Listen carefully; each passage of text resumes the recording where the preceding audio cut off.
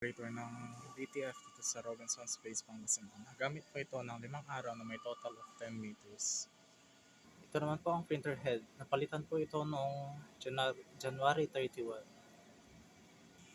Capping na may 80% good condition po. Head clean.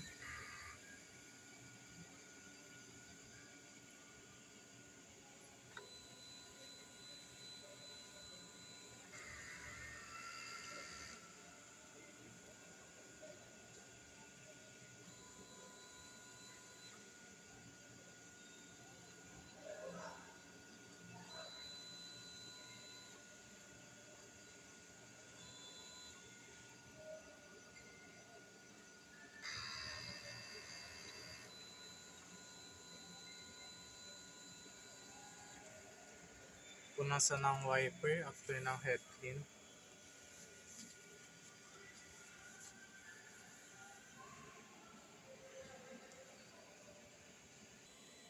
Nozzle test.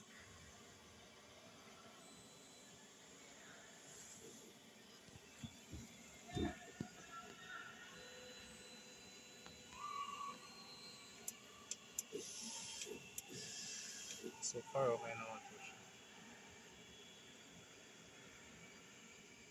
Ang ink system po namin ay tama lang ang letter. Restock na linis noong October 11. Ito po ang aming EBR. Yan naman po ang ground wire. Ito naman po ang aming stocks.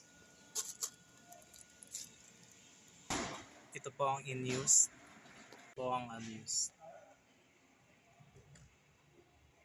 Ito naman po ang aming nagamit.